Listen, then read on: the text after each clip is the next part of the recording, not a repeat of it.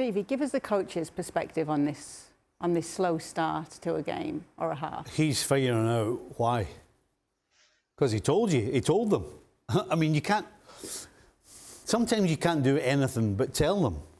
And you can't do it for them. And that's the frustrating thing.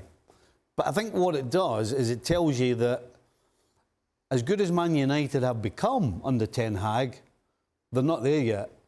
Because the best teams have the mentality and they understand how important it is that you do start the game properly, whether it's the first half or the second half. So, yes, they've improved, no question, but mentality-wise, they're not there yet.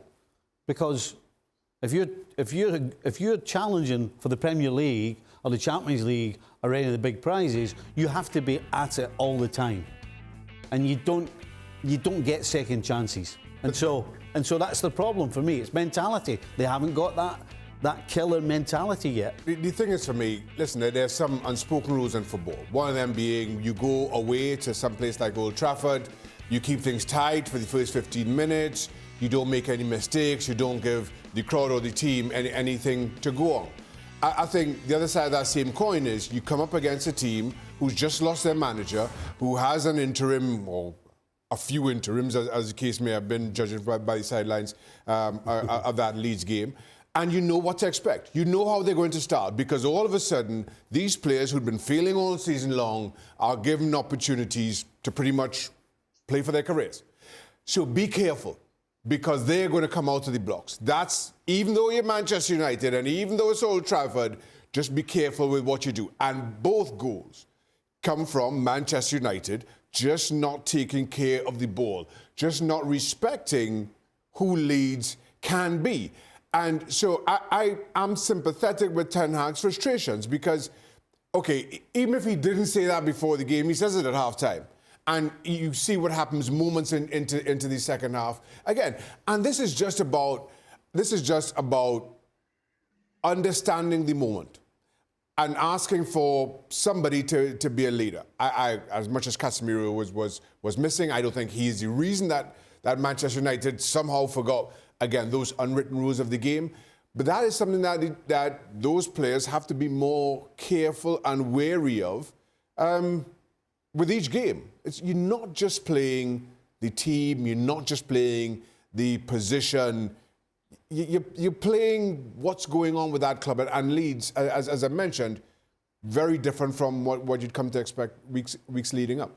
How good actually are Manchester United then, Mario? Yeah, just what the guy said, you know, like I think they got a good run, right? I think the confidence is higher than what it was before. Everybody can see that. But the only thing is now is that how long can you sustain and how far can you push? Okay, we know the City situation, so they're probably waiting for the answer too, because they are clearly in the same city and they would love to get one over them. Okay, then they eventually, Ten Hag will never say that to the public. He never say that to the press. But you think his eyes are not watching Arsenal and see what they are doing? You know, when they lost the game, then he's hoping that can we get closer.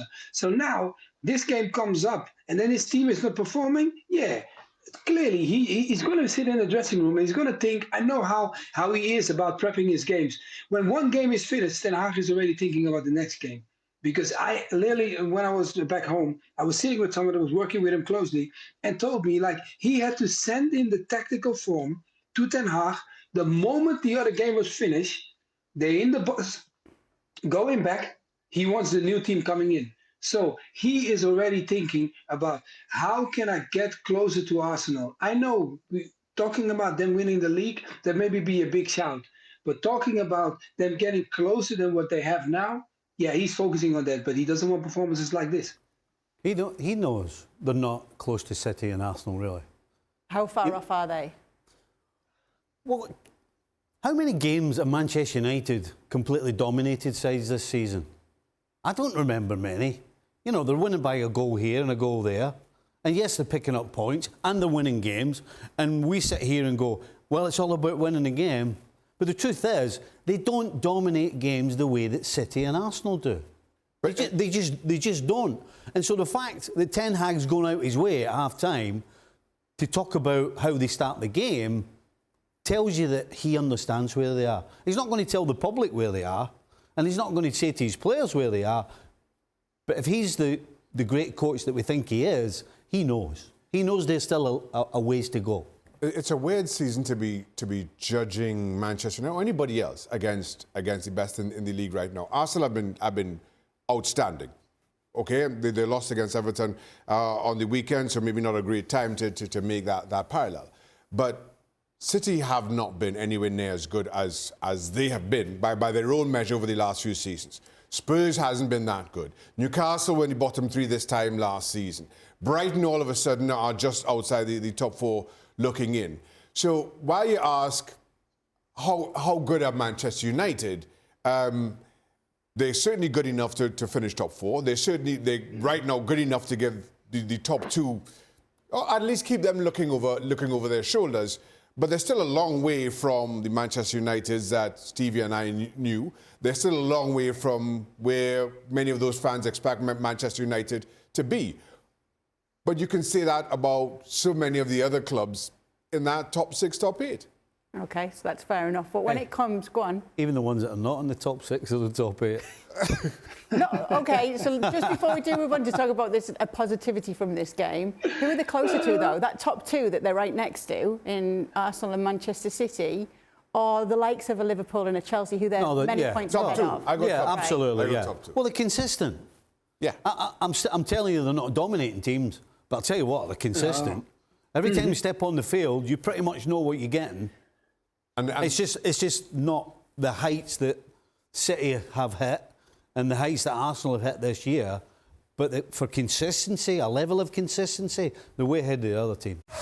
Well, thank you very much for watching ESPN on YouTube. For more sports highlights and analysis, be sure to download the ESPN app. And for live streaming, premium content, and let's not forget as well, ESPN FC 7 days a week. Subscribe to ESPN Plus.